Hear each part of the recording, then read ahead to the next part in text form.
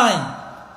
তাফসির মাহফিলগুলো তারা এই জন্যই পারমিশন দেননি, তারা জানতো তাফসির মাহফিল করতে গেলে আর তাফসির করতে গেলে, তাফসির শব্দটির অর্থ হচ্ছে, তাফসির শব্দটি এসেছে বাবে তাফঈলের মাসদার থেকে। এর অর্থ হলো ঢেকে রাখা বিষয়গুলোকে উন্মুক্ত করে দেয়া। সুবহানাল্লাহ বলেন। যখন আপনি তাফসির করতে যাবেন, মুনাফিকদের চরিত্র উন্মুক্ত হয়ে যাবে, টেন্ডারবাজদের চরিত্র উন্মুক্ত হয়ে যাবে, জেনাখোরদের চরিত্র উন্মুক্ত হয়ে যাবে, সুদখোরদের চরিত্র উন্মুক্ত হয়ে যাবে, ঘুষখোরদের চরিত্র উন্মুক্ত হয়ে যাবে, যারা বস্তায় বস্তায় টাকা চুরি করেছে, রডের বদলে যারা বাস দিয়েছেন, যারা এদেশের আলেম ওলামাকে হত্যা করেছেন, ফাঁসির মঞ্চে দাঁড়ি করিয়েন বিশ্বানন্দিত মুফাসসির আল্লামা কুতুব আরজন সাইদিকে হত্যা করেছেন, বিশ্ববিখ্যাত ইসলামী স্কলারদেরকে ফাঁসির মঞ্চে দাঁড় করিয়ে তাদেরকে জীবন্ত ফাঁসি দিয়েছে।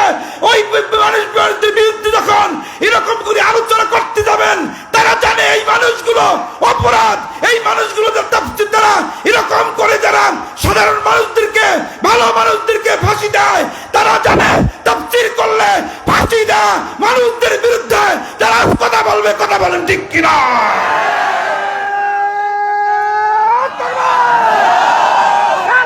অনেকে বাবার 7 দফা দিয়েছে, অনেকে স্বামীর 6 দফা দিয়েছে।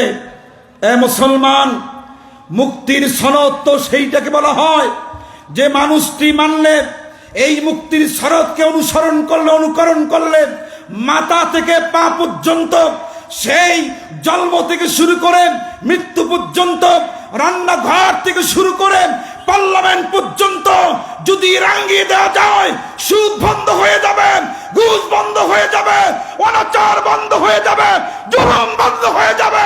আওয়াজ দিয়ে বলেন ঠিক কিনা?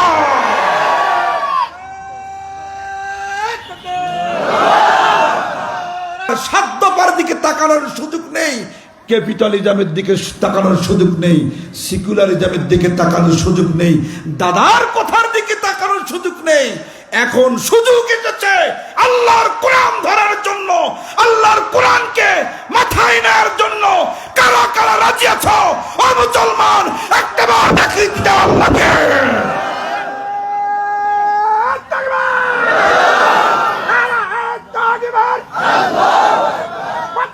15.5 বছর এমন ভয়, কথা বলা যায় নাই, ব্যবসা প্রতিষ্ঠানে থাকতে পারে নাই। জামাত শিবিরের মানুষগুলো কথা বলেন ঠিক কিনা? যারা উন্মুক্ত কথা বলতো, হকের উপর দাঁড়িয়ে থাকতো, তাদেরকে টলমল করার জন্য সেই অন্ধ কুষ্টি কুটিরে জেলখানা রেখে দিত। কথা বলেন ঠিক কিনা? আজ কোথায়? আজ কোথায়? আজ মামু বাড়ি পাপ কাজ করেছি, গুনাহের কাজ করেছি, আস্তাগফিরুল্লাহ আস্তাগফিরুল্লাহ, এই মানে আমরা তাওবা মনে করি। কথা বলেন ঠিক কিনা? কিন্তু না, এটা মানে তাওবা নয়। তাওবা শব্দের অর্থ হলো ফিরে আসা।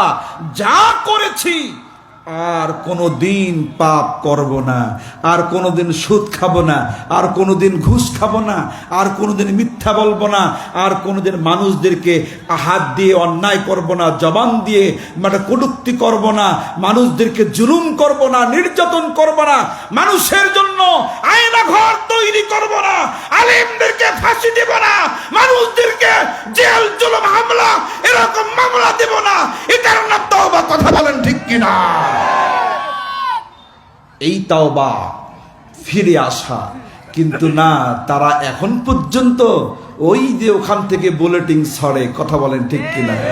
আবার নাকি আসবে, ফোনে কথা বলে যে আমরা আসছি, একবারে বর্ডারের কাছে আসি, আমি খুব দ্রুত চট করে আমি চলে আসব। কি করে চলে আসবে? চট করে চলে আসবে। আমরাও বলি হ্যাঁ আসেন, আপনি চট করে আসবেন, আমরা ফট করে ধরে আয়না ঘর। আওয়াজ দিয়ে বলেন ঠিক কিনা? এই জালিমের কোনো ছাড় নেই। জালিম বাংলার জমিনে আসতে পারবে না যতদিন বাঁচে থাকবে। বাংলার জমিনের জন্য একবারে নিষিদ্ধ ঘোষণা করা হলো। কথা বলেন ঠিক কিনা?